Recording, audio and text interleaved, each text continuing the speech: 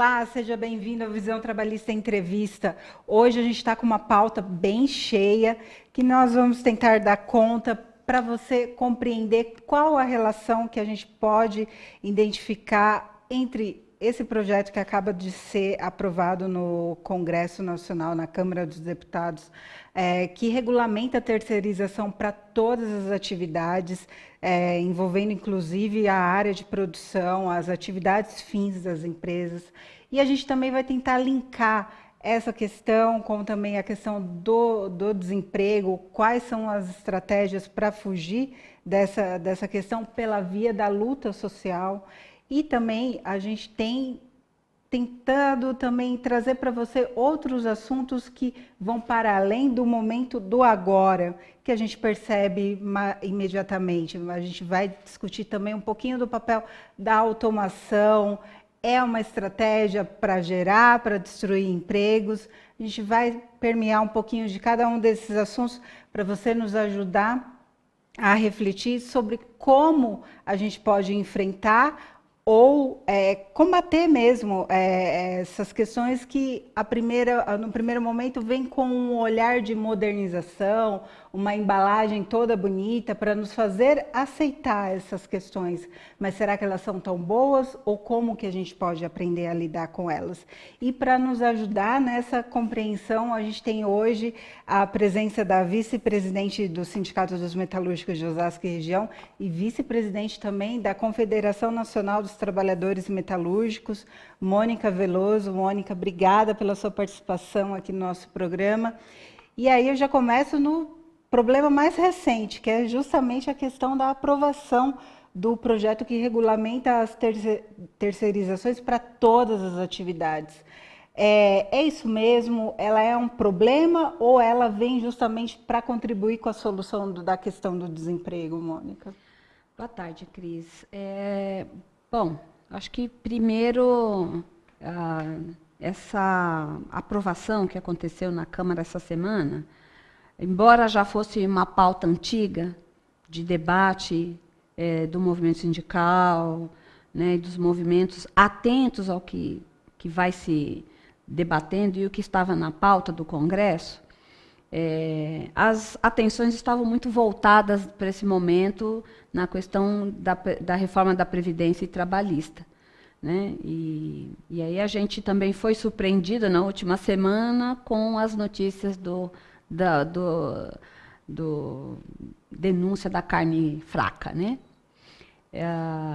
A reforma da Previdência e Trabalhista, ela é uma pauta que tem todo a ver com o que aconteceu essa semana em relação à aprovação da terceirização. Por quê? Tem a ver com a reforma trabalhista e previdenciária, porque a reforma trabalhista, ela desregulamenta, na nossa opinião, né, todas as formas e as relações do capital e trabalho. E a terceirização, ela é um processo disso. Né? E a gente já vem vivendo, né, o fenômeno da terceirização, ela iniciou na década de 90 mais fortemente, né, e a gente passou a ter uma convivência com uma situação que já foi fragilizando alguns setores da economia. Já tem uma experiência com a Já prática. havia uma experiência, né, e as categorias que conseguiram, de alguma forma, trazer algumas garantias para dentro das suas convenções coletivas, dos seus contratos, foram se calçando. Né? Mas sempre houve, né, no discurso, especialmente do empresariado brasileiro, de que o capital humano brasileiro, a mão de obra brasileira é cara. Né? Nós somos caros. Bom, você faz uma reforma trabalhista, né, que tem uma legislação que não permite terceirização na atividade fim, ela haveria aí, vamos dizer, um conflito, pelo menos de interesses aí. Né? E, portanto, Cris, quando você pergunta se ela traz algum benefício, não só para o movimento sindical, mas para muitos juristas, a própria ANAMATRA, né, as centrais sindicais, o DIEESE, DIAP, várias instituições já têm falado, já têm produzido muito conteúdo dizendo dos problemas que essa reforma, ou essa aprovação da terceirização vai causar. Né? Primeiro, porque nós estamos falando de um modelo, né, de uma PL que é de 98. Né? Ou seja, de um modelo de economia e de mercado que nós nem vivemos mais quase 20 anos depois. Né? Nós estamos vivendo uma outra relação, né, de mercado e que, né, por alguma razão, lamentavelmente, o Congresso Nacional não se atenta, né? Não tem a sensibilidade para olhar para aquilo que a gente vive. Isso, eu não estou falando de modernização. Terceirização não é modernizar. Terceirização é precarizar e fragmentar as relações de trabalho. Né? E uma preocupação justamente é com a questão das convenções coletivas, porque ela veio, como você mesmo falou, a gente tem uma preparação para uma reforma trabalhista que também está ali sendo gestada, e as convenções coletivas, qual que é o papel delas dentro de uma lógica dessa que você terceiriza tudo, então você já não tem mais uma categoria dentro do Veja posto. Bem, hoje você já tem situação de algumas atividades dentro de empresas, vamos pegar a indústria, né, que esses terceirizados eles não se beneficiam. Né, eles estão fora do enquadramento, né, eles não se beneficiam daquilo que a matriz ali, vamos dizer, está enquadrada numa convenção coletiva, por exemplo. Vamos dar um exemplo aqui, participação nos lucros e resultados.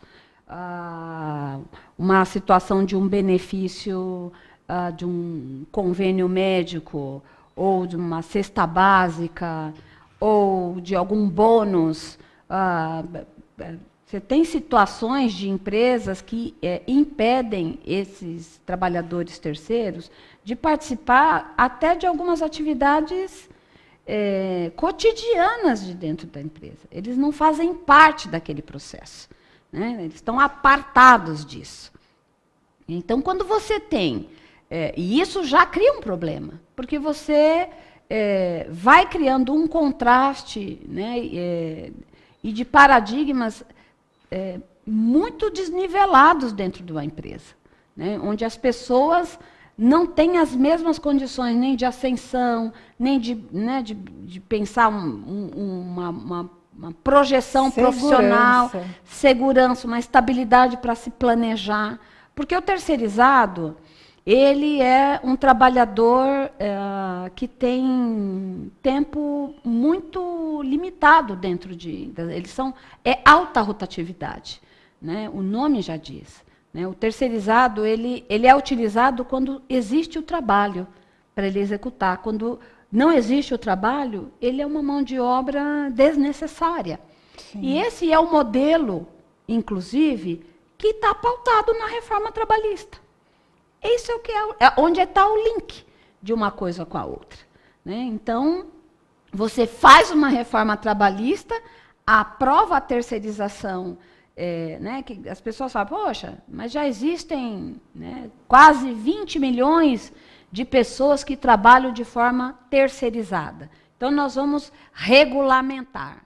Não, nós vamos formalizar a precarização do trabalho. E a gente vai dar continuidade, justamente pegando esse gancho dessa tua fala, no próximo bloco.